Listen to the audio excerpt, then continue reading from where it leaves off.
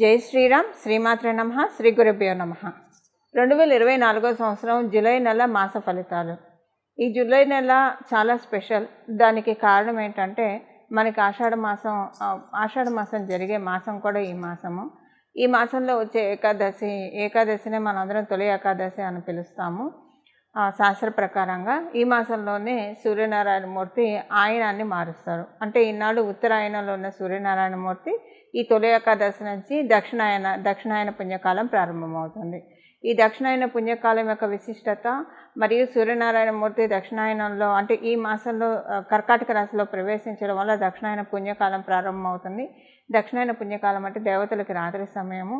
వీటి గురించి మళ్ళీ మనం ఒక వీడియోలో సపరేట్గా తెలుసుకున్నాం. ఏ పరిహారాలు చేస్తే ఈ దక్షిణాయన పుణ్యకాలం అంటే సూర్యుడు ఒక రాశి నుంచి ఒక రాశిలోకి మారేప్పుడు డెఫినెట్గా ఒక మంచి సిగ్నిఫికెన్స్ ఉంటుంది.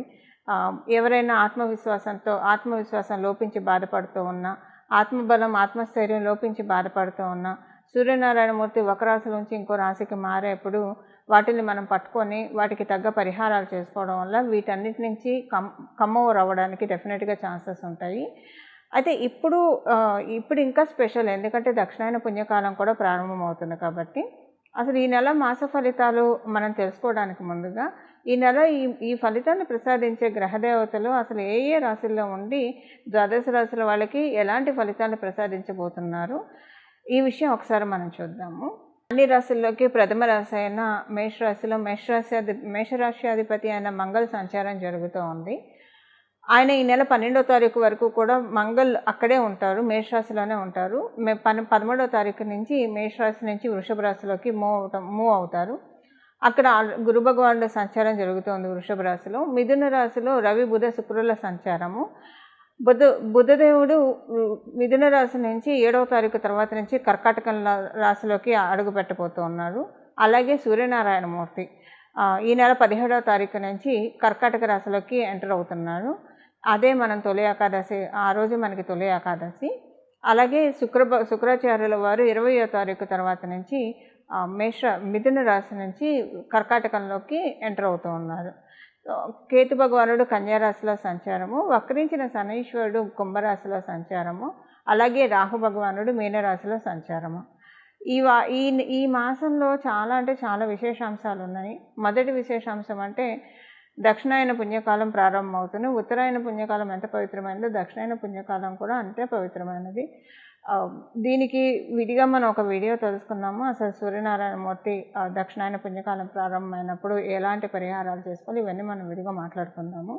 అలాగే ఈ మాసంలో ఇంకొక ప్రత్యేక గ్రహస్థితి ఏంటంటే గురుమంగళ యోగము. ద్వాదశ రాశుల వాళ్ళకి కూడా వృషభ రాశిలో గురుదేవునితో కలయిక వల్ల ఏర్పడుతూ ఉంది.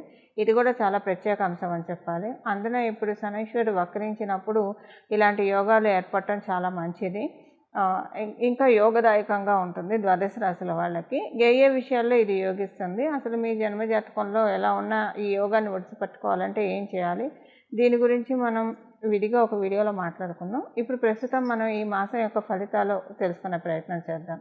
మాస ఫలితాలు తెలుసుకోవడానికి ముందుగా ద్వాదశ రాశుల వాళ్ళందరూ కూడా ఈ నెల ఎక్కువగా అంటే మీరేమైనా మంత్రానుష్ఠానం తీసుకుంటే ఆ మంత్ర జపం చేసుకోవడానికి ప్రయత్నించండి.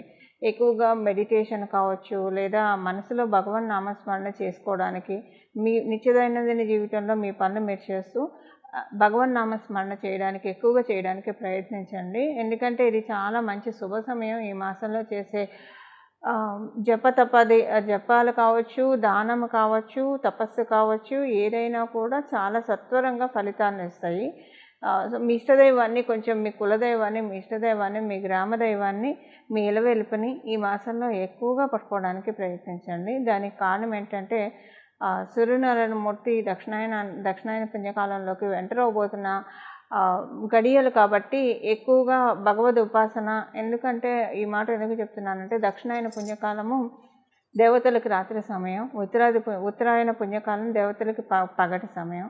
ఈ దక్షిణాయన పుణ్యకాలంలో దేవతలకి రాత్రి సమయం కాబట్టి కొంచెం ఈ 6 నెలలు కూడా ఆరోగ్యపరంగా మరియు ఆత్మస్థైర్యం, ఆత్మబలం పరంగా వీటన్నిటి నుంచి అంటే సూర్యనారాయణమూర్తి మెల్లమెల్లగా భూమికి దూరంగా జరిగిపోయే సమయము. దూరంగా జరిగిపోయే సమయం కాబట్టి ఎక్కువగా ఆధ్యాత్మిక శక్తిని అలాగే మనలో ఉన్న దైవ శక్తిని ఎంత పెంపొందించుకుంటే అంతకంటే మంగళాలు దక్షిణాయన పుణ్యకాలం మనకు అందజేస్తుంది. వీటిని ఒడిసిపట్టుకోవడానికి మనం ప్రయత్నిద్దాం. అసలు ఈ మాసం యొక్క ఫలితాలు ఎలా ఉన్నాయో మనం చూద్దాం. కన్యారాశి. కన్యారాశిలో పుట్టిన వాళ్ళకి ఈ మాసం చాలా అనుకూలతలు ఉన్నాయి. ప్రత్యేకించి 7వ తారీఖు తర్వాత నుంచి ఆదాయపరంగా చాలా అంటే చాలా మంచి శుభ సమయము. కొన్ని అదృష్టాలు చూస్తారు. దురదృష్ట భంగం అవుతుంది. అదృష్టం రెట్టింపు అవుతుంది ఈ మాసంలో మీకు. 7వ తారీఖు తర్వాత నుంచి ఇది ఇంకా రెట్టింపు అవుతుందని చెప్పాలి. చాలా సంతోషంగా అనిపిస్తుంది 7వ తారీఖు తర్వాత నుంచి. అలాగే మీకు ఏదైనా జర్నీస్ పరంగా కలిసి లబ్ధి ఉంది. జర్నీస్ ఏమైనా చేస్తే కనుక ముఖ్యమైన ప్రయాణాలు జర్నీస్ కొన్ని అనుకోకుండా పడతాయి. మీ జర్నీస్కి జీవం పడుతుంది. మీరు రోజు చేసే జర్నీ కావచ్చు, అంటే మీరు రోజు ఆఫీస్కి వెళ్తారు, వ్యాపార స్థలానికి వెళ్తారు, ఏ జర్నీ అయినా సరే చాలా బాగా అనిపిస్తుంది. ఉదాహరణకి మీరు ఉద్యోగస్తులై రోజు ఆఫీస్కి వెళ్ళి రావాల్సి వస్తూ ఉంటారు కదా. అలా ఆఫీస్కి వస్తుండడం వల్ల కూడా అంటే మీ పని మీరు రెగ్యులర్గా చేసే పని అయినా సరే మీకు వర్క్ ప్లేస్లో చాలా ఆనందంగా అనిపించడము, కొన్ని గుడ్ న్యూసెస్ వినడం, మీకు ఏదైనా ఇంప్రూవ్మెంట్ మీ కెరియర్లో మీరు చూడడము, ఇలాంటివి తటస్థిస్తాయి. ఇదే మీరు వ్యాపారస్తులు అనుకోండి, ప్రతిరోజు మీరు కార్యాలయానికి వెళ్ళి వస్తూ ఉన్నా కూడా మీ వ్యాపారం చాలా సంతృప్తిగా అనిపిస్తుంది. చాలా సజావుగా సాగుతుంది. చాలా అంటే చాలా సంతృప్తిగా అనిపిస్తుంది మీకు ఈ మాసము. అలానే ఇంకోటి ఏంటంటే విద్యార్థులకి ప్రత్యేకించి చాలా మంచి శుభ సమయం. మీకు సంతానం సంతానవతులైతే మీ సంతానానికి కూడా ఈ మాసం చాలా చక్కటి శుభమాసం అని చెప్పాలి. చాలా మంచి అనుకూలతలు ఉన్నాయి. మీ ఆలోచనలు కూడా చాలా ప్యూర్ థాట్స్ వస్తాయి. అద్భుతమైన ఆలోచనలు చోటు చేసుకుంటాయి. మీ ఆలోచనలన్నీ కూడా సఫలీకృతం అవుతాయి. ఈ మాసంలో మీరు చక్కగా మీ ఫ్యూచర్కి సంబంధించింది లేదా మీకు అంటే ఫ్యూచర్కి సంబంధించిందంటే ఒక ప్రాపర్టీ, లైఫ్లో సెటిల్ అయ్యే అంశాల్లో, మనీ పరంగా ఎలాంటి కోరికలు ఉన్నాయి ఈ మాసంలో వాటన్నిటినీ మీరు అవుతాయి. మీరు అనుకున్నదంటే ఒక మంచి ఇల్లు సమకూరుతుంది, ఇంత బ్యాంక్ బ్యాలెన్సు, లేదా ఉద్యోగంలో వ్యాపారంలో బాగా అభివృద్ధి ఉంటుంది. ఇలాంటివన్నీ తరచుగా మీరు అనుకోవడం వల్ల ఈ మాసం మీకు మంచి సన్మంగళాలు చోటు చేసుకుంటాయి. అంటే ఒక్కొక్కసారి కాలబలం బాగా ఉంటుంది. ఇప్పుడు కాలబలం కన్యారాశిలో పుట్టిన వాళ్ళకి చాలా బాగా ఉంది. అందువల్ల ఇలా అనుకోవడం వల్ల అది ఇంకా మేనిఫెస్ట్ అవుతుంది. చక్కగా మీ లైఫ్ని మీరే తీర్చిదిద్దుకున్నట్లు, అంటే దానికి తగ్గట్టు ఇప్పుడు అనుకొని ఊరుకోవడం కాకుండా దానికి తగ్గట్లు మీ చేత పనులు చేయిస్తుంది ప్రకృతి మాత. సో ప్రకృతి మాత పనులు చేయించడం వల్ల అవి తొందరగా మీకు సిద్ధిస్తాయి అన్నమాట. ఇలాంటి వాటన్నిటికీ కూడా చాలా చక్కటి అవకాశం ఉంది. మీ ఎల్డర్ సిబ్లింగ్స్కి చాలా ఆదాయపరంగా ఈ మాసం చాలా మంచి శుభ సమయం. మీకు మీ ఎల్డర్ సిబ్లింగ్స్కి, అంటే మీకు మీ సిబ్లింగ్స్ ఎల్డర్ యంగర్ అని కానీ మీకు మీ సిబ్లింగ్స్కి మధ్య చక్కటి శుభ సమయం ఉంటుంది. కాకపోతే ఇక్కడ యంగర్ సిబ్లింగ్స్కి కూడా, అంటే మీకు యంగర్ సిబ్లింగ్స్ ఉంటే వాళ్ళతోటి కూడా వాళ్ళకి శుభ సమయం, మీకు శుభ సమయం అనే చెప్పాలి. ఇలా మీ సిబ్లింగ్స్ ఎవరైనా సరే, కనిష్ట సోదరులు లేదా జ్యేష్ఠ సోదరులు కావచ్చు, వీళ్ళందరికీ కూడా చాలా చక్కటి శుభ సమయం. మీలో ఎవరైనా అంటే మీలో ఉన్న సీనియర్ సిటిజన్స్కి కూడా ఈ మాసం చాలా మంచి శుభ సమయం. మీ సీనియర్ సిటిజన్స్ మీ పిల్లలకి సంబంధించిన కొన్ని మంచి శుభవార్తలు వింటారు. అందరితోటి మంచి రిలేషన్ ఉంటుంది. కన్యారాశిలో పుట్టిన వాళ్ళందరికీ కూడా లాభస్థానం చాలా బలంగా ఉండడం వల్ల ఈ మంత్ మీకు చాలా తృప్తికరంగా అనిపిస్తుంది. చాలా సంతోషంగా అనిపిస్తుంది. పర్సనల్గా మీకు సాటిస్ఫాక్షన్ ఇచ్చే మాసం ఈ మాసము నిస్సందేహంగా. చూశారు కదండి మన ఫలితాలు, మీ రాశి వాళ్ళకి ఎలాంటి ఫలితాలు ఉన్నాయని. ఇప్పుడు పరిహారం మనం చూద్దాము. ఈ పరిహారము ఈ మాసంలో ఎక్కువగా ప్రతిరోజు కూడా సూర్యనారాయణ మూర్తికి సంబంధించిన స్తోత్రాలు చదవడము, సూర్య నమస్కారం చేయడము, అర్ఘ్యప్రదానం చేయడము, ఇది చాలా మంచి ఫలితాన్ని ఇస్తుంది. మీలో ఎవరికైనా యోగా చేసే అలవాటు ఉంటే మంచిది. ఒకవేళ యోగా చేసే అలవాటు లేకపోతే కనుక ఈ మాసం నుంచి చేయడానికి ప్రారంభించండి. పతంజలి యోగ సూత్రాస్ పట్టుకుంటారా, ఏదో ఒక రకంగా సూర్య నమస్కారాల ద్వారా యోగా ప్రక్రియ చేస్తారా, ఎలాగలా ఈ మాసం నుంచి యోగా చేయడానికి ప్రాక్టీస్ చేయండి. ఈ మాసము అనుకూలతలు ఎక్కువగా ఉన్నాయి. ఎందుకంటే యోగా ఇలాంటివి చేయడం వల్ల ఈ మాసంలో అంటే ఈ మాసం నుంచి మీరు కంటిన్యూటీ బాగా ఎక్కువగా అవకాశం ఉంటుంది. దీనికి ప్రత్యేకించి కారణం ఏంటంటే జీవకారకుడైన గురు భగవానుడితోటి మంగళ కలుస్తున్నారు. మంగళ కలవడం వల్ల ఏంటంటే ఈ జిమ్ములు, ఎక్సర్సైజెస్, యోగా ఇలాంటివన్నీ రాహువు మరియు మంగళ వీళ్ళిద్దరూ బాగా ఉంటే కనుక వాళ్ళు చాలా చక్కగా చేస్తారు, చేయిస్తారు వాళ్ళ చేత. ఈ 2 ప్లానెట్స్ కలిసి చేయిస్తారని చెప్పాలి, చేస్తారనే దానికన్నా కూడా. అలాగా ప్లానెట్ మంగళ వెళ్ళి గురు భగవానుడితో కలవడం వల్ల ఇది చాలా విశేషాంశం అవుతుంది. ఈ మాసంలో చేసే యోగ ప్రక్రియలు ఇవన్నీ కూడా మన ఆరోగ్యాన్ని చాలా చక్కగా స్టిమ్యులేట్ చేస్తుంది, మన దేహ ఆరోగ్యాన్ని.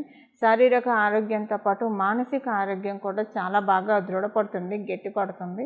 సో దీనివల్ల ఏంటంటే మనం చక్కటి నిర్ణయాలు తీసుకొని మన లైఫ్ని చాలా చక్కగా లీడ్ చేయగలుగుతాం. అయితే ఇప్పుడు చేయగలిగిన వాళ్ళు ఓకే, చేయలేని వాళ్ళు అంటే కొంచెం ఏజ్డ్ పీపుల్ కావచ్చు, గర్భిణీ స్త్రీలు కావచ్చు, అలాగే మరి పసిపిల్లలు కావచ్చు. కొంతమందికి ఆరోగ్యం సహకరించక కూడా చేయలేని వాళ్ళు ఉంటారు. ఆరోగ్యం సహకరించి అంతా చేయగలిగే వాళ్ళు యోగా చేయడం బెస్ట్ రెమెడీ ఈ మాసంలో. ఒకవేళ వీటికి ఎక్సెప్షన్గా ఉన్నవాళ్ళు ఏం చేయాలో ఇప్పుడు మనం తెలుసుకుందాం. వీటికి ఎక్సెప్షన్గా ఉన్నవాళ్ళు ఈ మాసం మొత్తం కూడా విష్ణు సహస్రనామం వినడము లేదా చదవడము, లలిత సహస్రనామం వినడం చదవడం చేయాలి. ప్రతిరోజు విష్ణు లలిత చదవడం వినడం చేస్తూ ఉంటే చాలా మంచిది. ప్రతిరోజు వినడం చదవడం కుదరకపోయినా విష్ణు సహస్రనామాలు అయితే రోజు కుదరకపోతే బుధవారం శనివారం వినడానికి చదవడానికి ప్రయత్నించండి. ఏకాదశి తిథి ఈ 3 రోజుల్లో అంటే ఏకాదశి తిథి రోజు మరియు ప్రతి బుధవారం ప్రతి శనివారం వినడానికి ప్రయత్నించండి. రోజు వింటే చాలా మంచిది. కుదరని పక్షంలో లలిత సహస్రనామం రోజు వినటానికి కుదరకపోతే, రోజు చదవడానికి కుదరకపోతే అష్టమి నవమి తిథుల్లో, అలాగే శుక్రవారం మంగళవారం, ప్రతి శుక్రవారం ఈ మాసంలో వచ్చే ప్రతి శుక్రవారం ప్రతి మంగళవారం మరియు అష్టమి నవమి తిథుల్లో చదవడానికి వినడానికి ప్రయత్నించండి. ఇలా చేయడం వల్ల చాలా మంచి అంటే చాలా మంచి ఫలితాన్ని మీరు చూస్తారు. మెయిన్ ఏమవుతుందంటే ఇది ట్రాన్స్ఫర్మేషన్ సమయం అని చెప్పాలి. ఎందుకంటే సూర్యనారాయణమూర్తి ఆయనాన్ని మారుస్తూ ఉన్నాడు కాబట్టి, దక్షిణాయనానికి అడుగు పెడుతూ ఉన్నాడు కాబట్టి ఇది ఒక మంచి అట్మాస్ఫియర్లో చాలా చేంజెస్ వస్తాయి. ఈ చేంజెస్ని మనమంతా క్యాప్చర్ చేసుకోవడానికి, అంటే పాజిటివ్గా మనం మార్చుకోవడానికి అండ్ పాజిటివ్ చేంజెస్ని మన లైఫ్లోకి ఆహ్వానించడానికి ఈ పరిహారాలు చాలా చక్కగా ఉపకరిస్తాయి. మంగళం. నమో భగవతే వాసుదేవాయ.